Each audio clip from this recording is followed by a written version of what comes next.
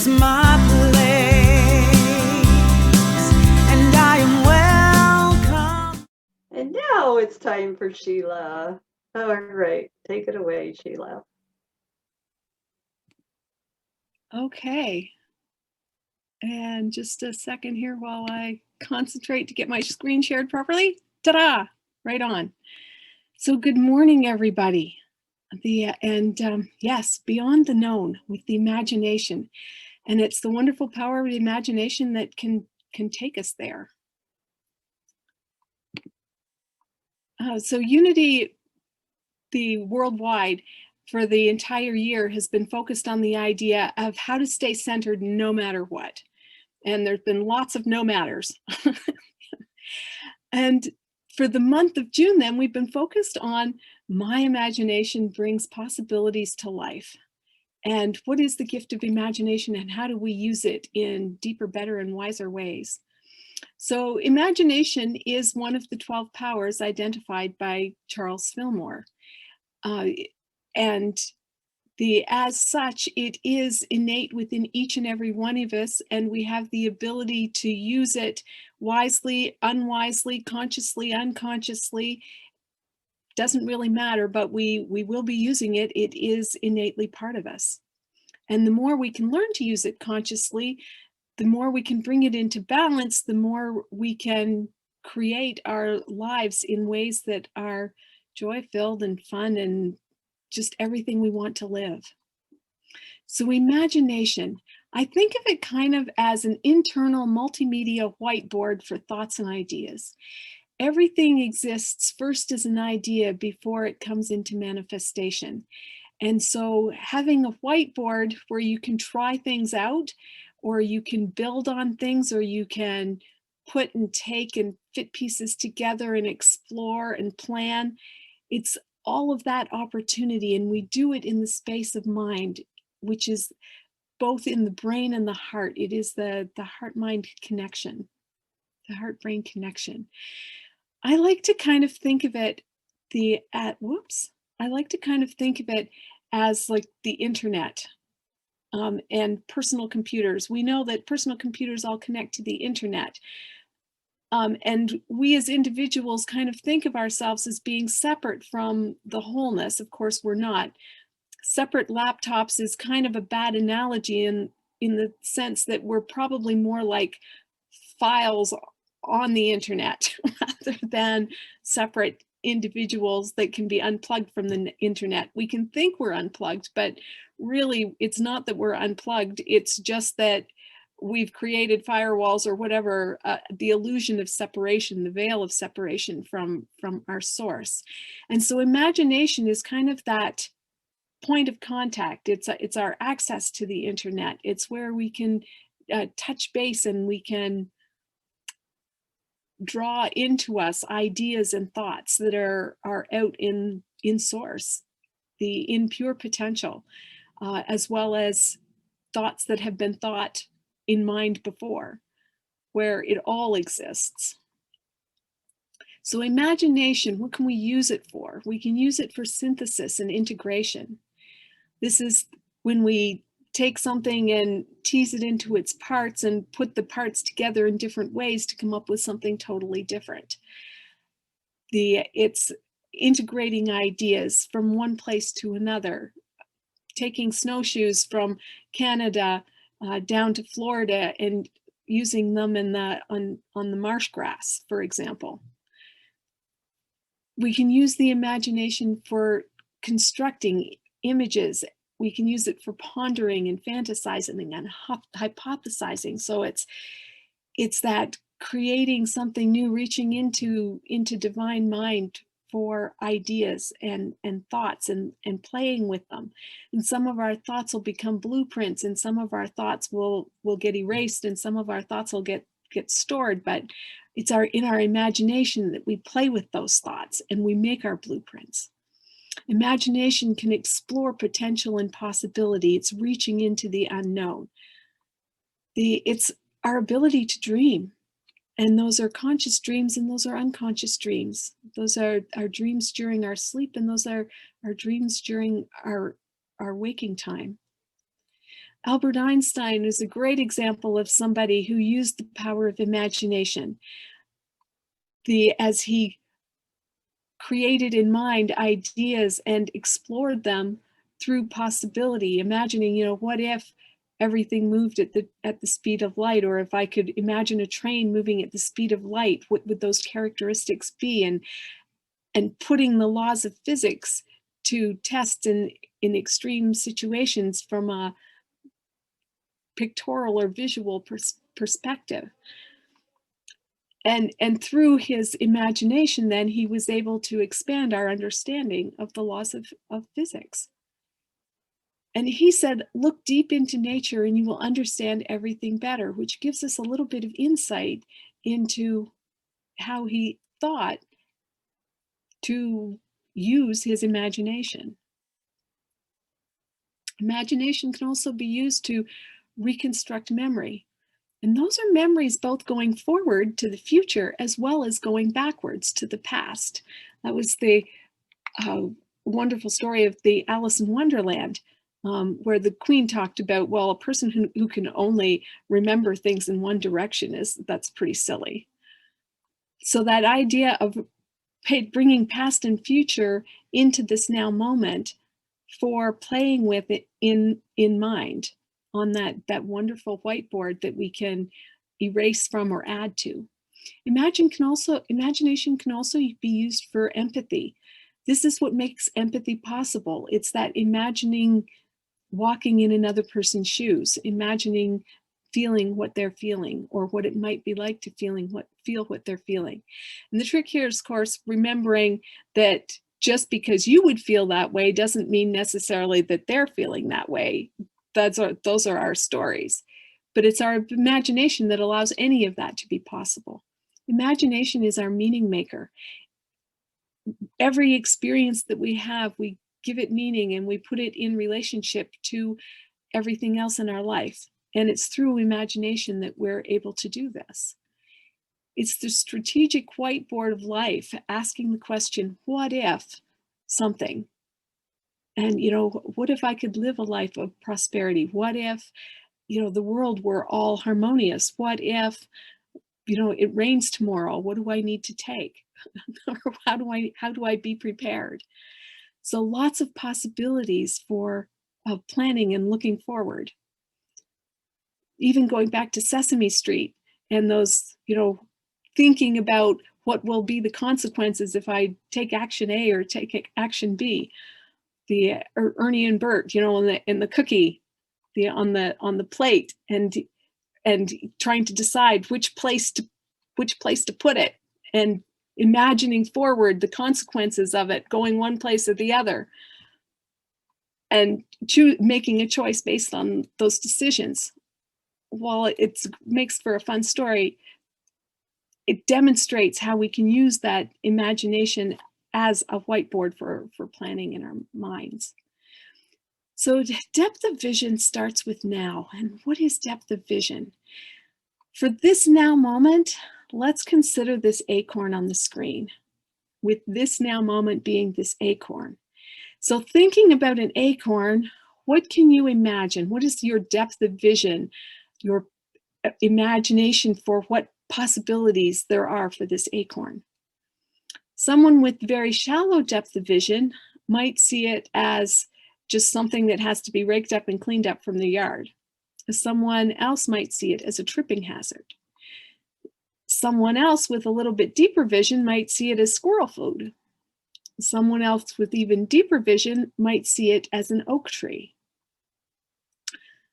Someone else might see it as the furniture that could be made from the oak tree once the oak tree grows.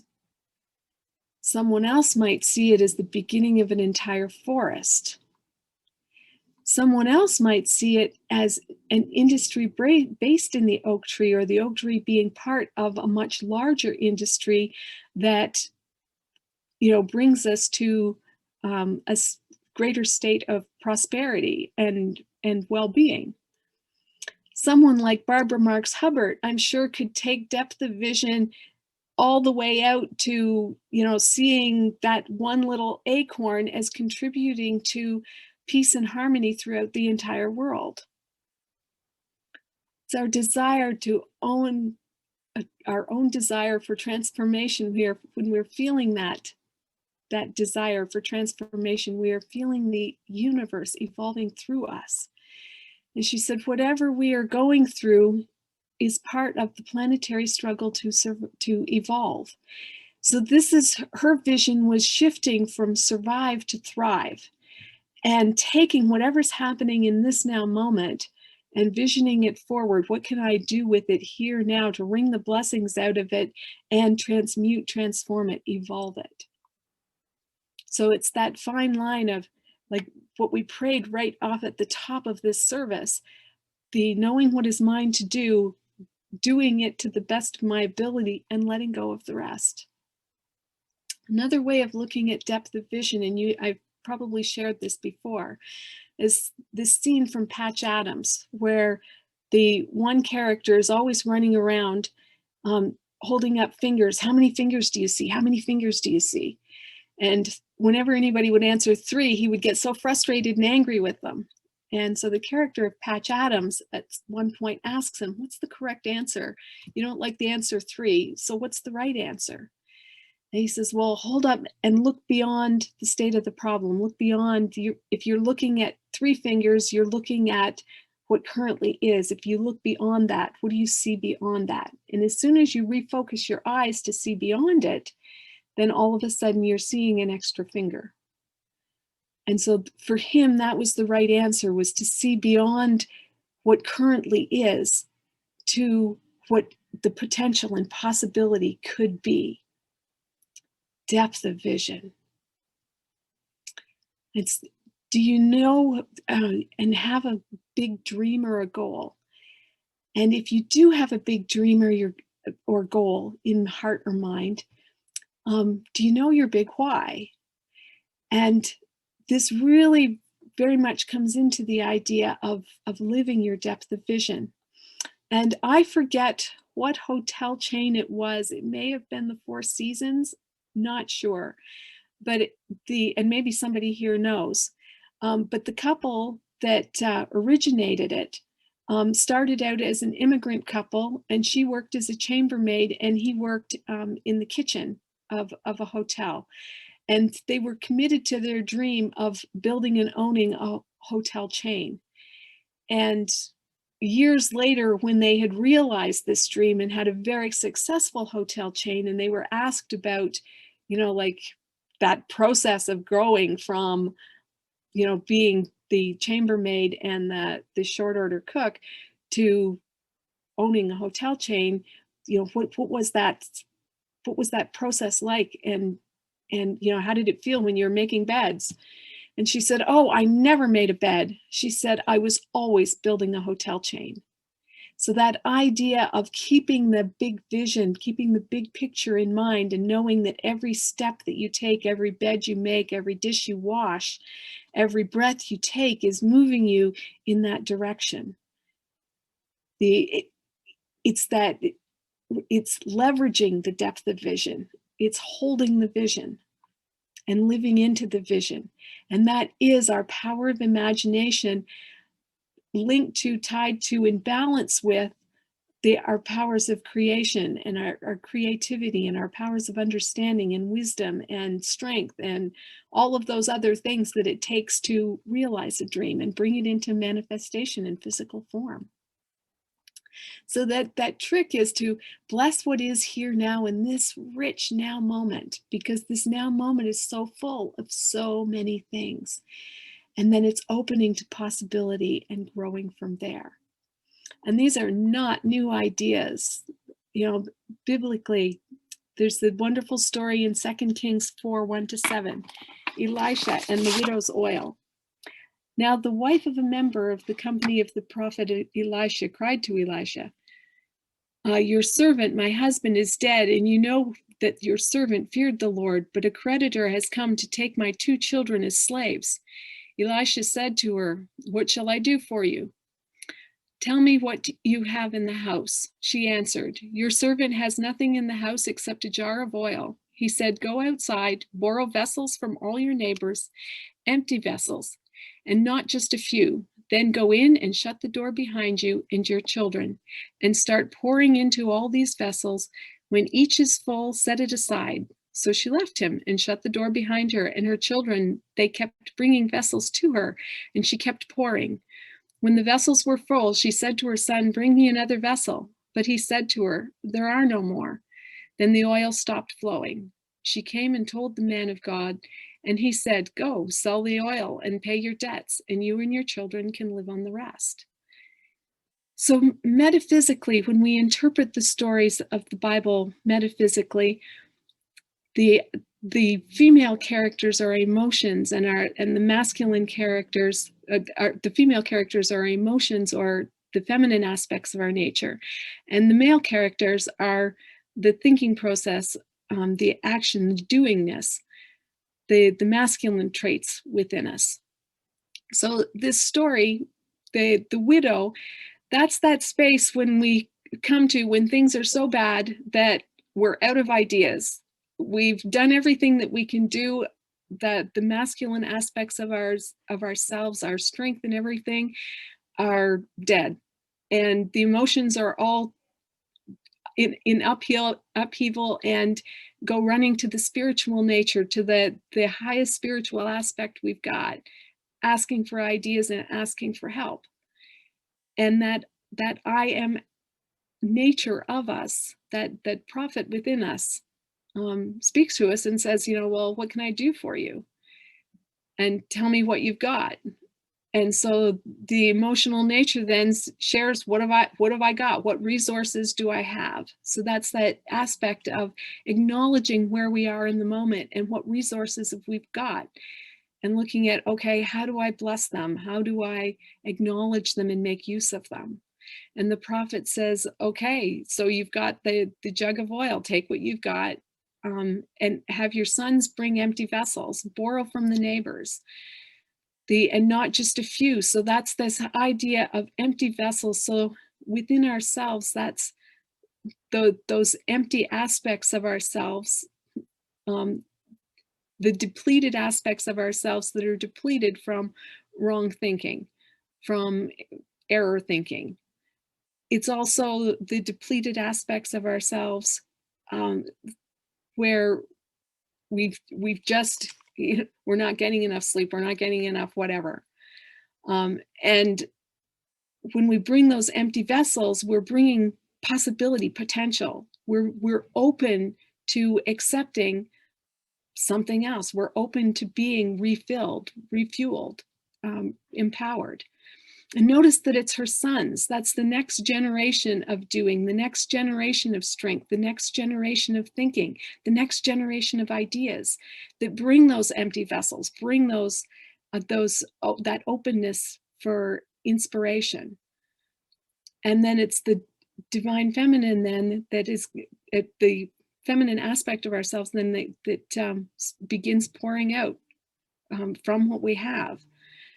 So it's tapping into the inner resources, it's opening to intuition, it's writing down our ideas, it's taking action on them.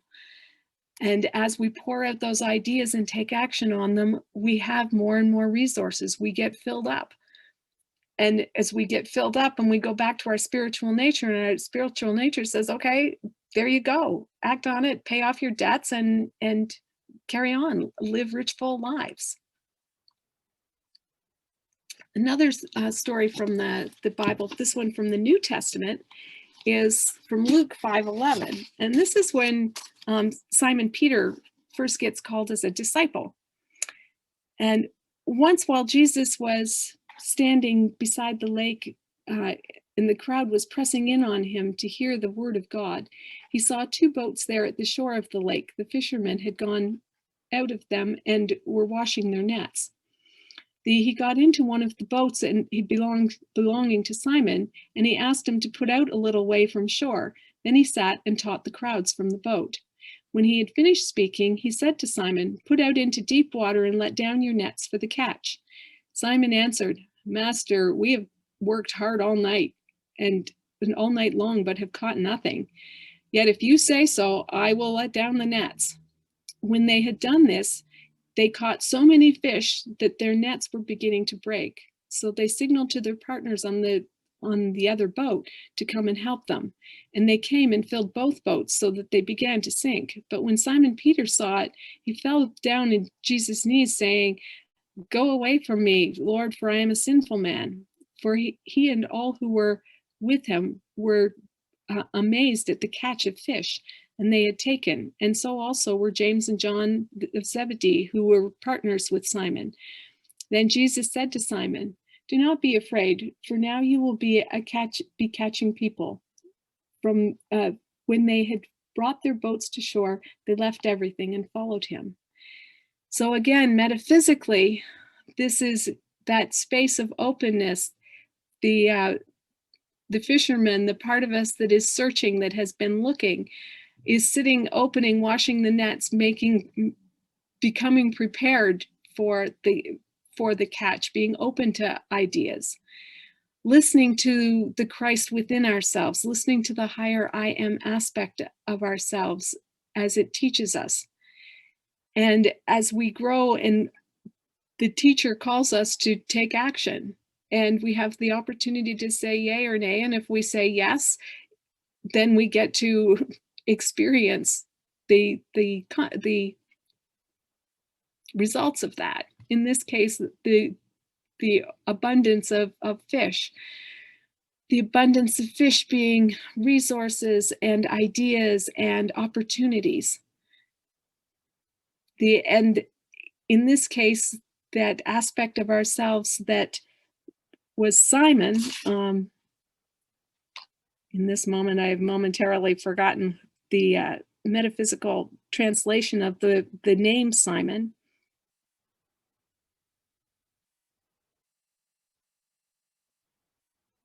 Oh, hearing, obeying, understanding.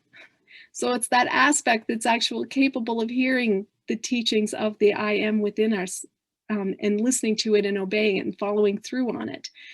And when that part of us takes action, then we take on that new name of strength, and we become the rock of our own inner church.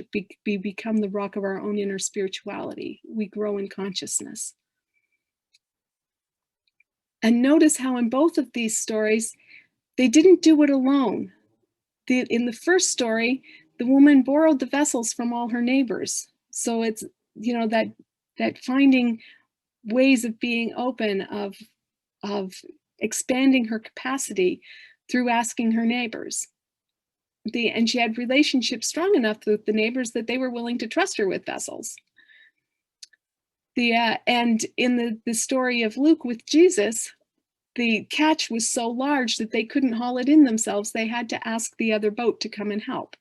So that idea that our dreams are bigger than ourselves, that as we live into them, we don't do it on our own, we do it from others. Two wonderful ministers, Unity ministers, Catherine Ponder and Eric Butterworth, so exemplify the East and West, literally the East and West of the philosophy. Catherine Ponder, when she talked about goals and visions, she was all about being very specific, know exactly what you want. That idea of growing the hotel chain would be so right in her. That was the way she did things. And Eric Butterworth wasn't about the specifics. He was all about the feeling of. So from his perspective, it doesn't matter if you want something specific. You don't need to get into those kind of details. Let God work on those details, work out those details. Focus on the feelings you want to have, the feelings of abundance, or the feelings of well-being, or the feelings of love, and cultivate those. And the process of holding the vision is the same regardless. And having both philosophies, living from both places in a balance, is really a rich, balanced way of living, or at least that's been my experience. I've been blessed by both of these teachers so much in my life, and I'm so grateful to them. Both have excellent, excellent books. So to sum up then, it's really about holding the vision and trusting the process, Let your imagination run wild in directions that you want in directions that you want to live into. And hold that vision, trust that process, and live into it. Don't keep it out in the fantasy, draw it into manifestation. That is the richness of what life can be. It's the creative process that wants to express through us. Imagination, the process of imagination is the first step in the creative process. And so with that idea, let's take this whole wonderful idea of imagination and depth of vision and looking into the beyond from the right here and now into meditation.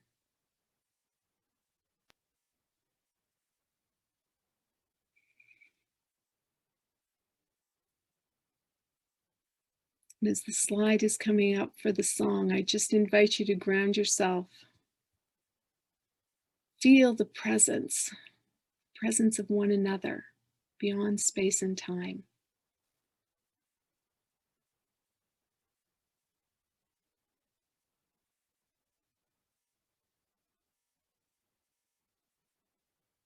Feeling your breath.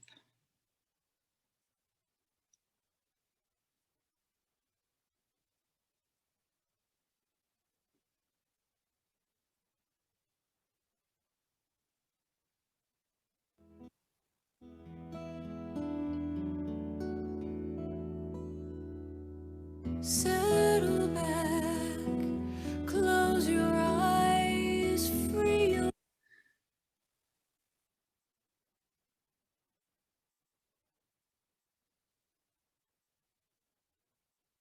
Yes, settle back, close your eyes, relax and breathe. settle back, close your eyes, free your mind, just be. Free your mind, just be.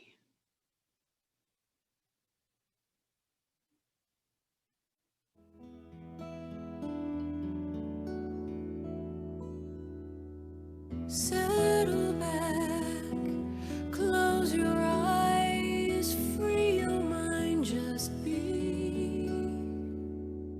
Watch your breath come and go as it takes you out to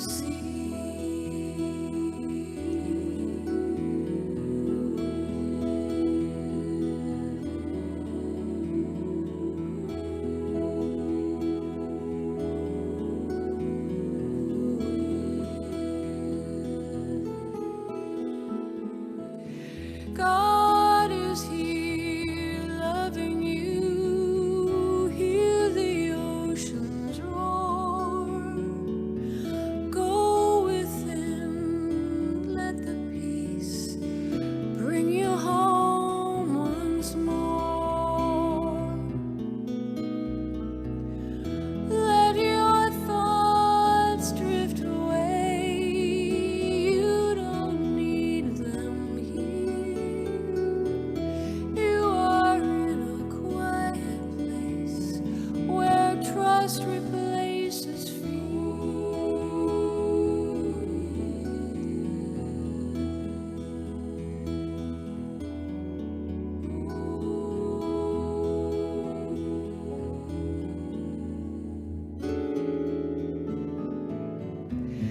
Feel the beating of your heart, feel the air upon your skin. Listen to the silence.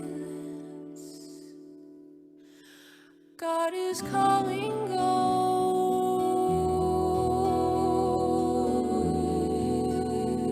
within.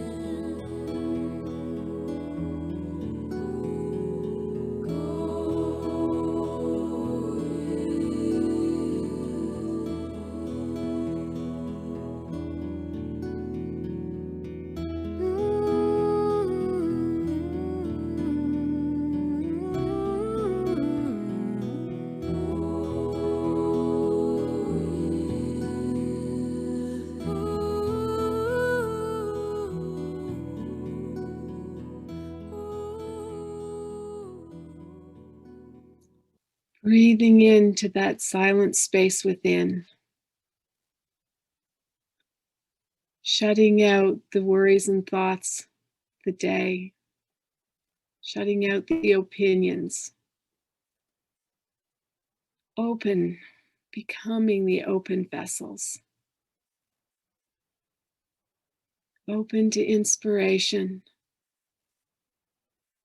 open to nourishment, spiritual, emotional, mental, physical nourishment.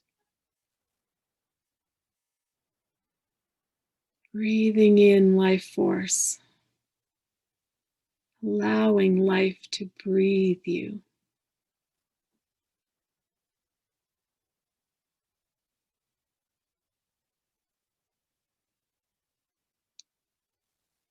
Imagine, what is the most wonderful thing, the most wonderful way of feeling that you have ever felt? And if you can't think of one personally at the moment, then call to mind something you saw someone else feeling. And imagine tapping into that.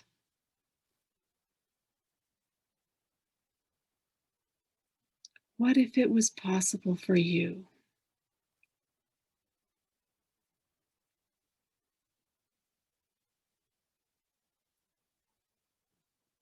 Maybe you have a dream that is calling for you to express.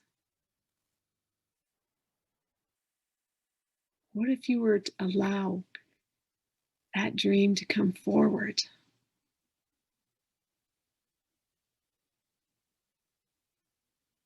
I invite you to take the next few minutes just to be the open vessel for spirit.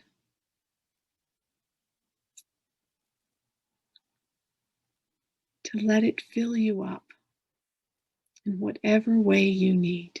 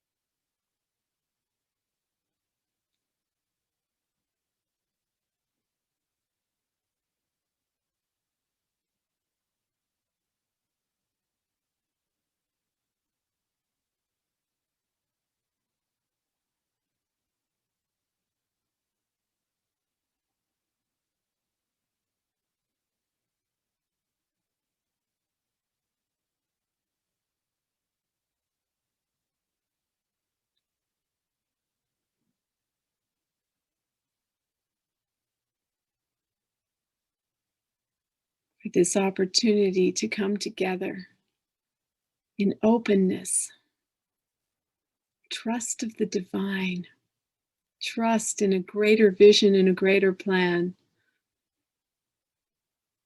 Open to this metaphoric seeds within our lives that are just waiting to be acknowledged and to sprout.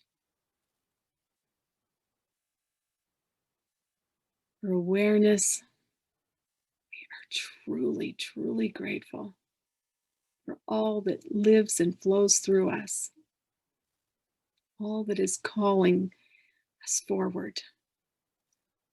We celebrate and are truly grateful. Amen.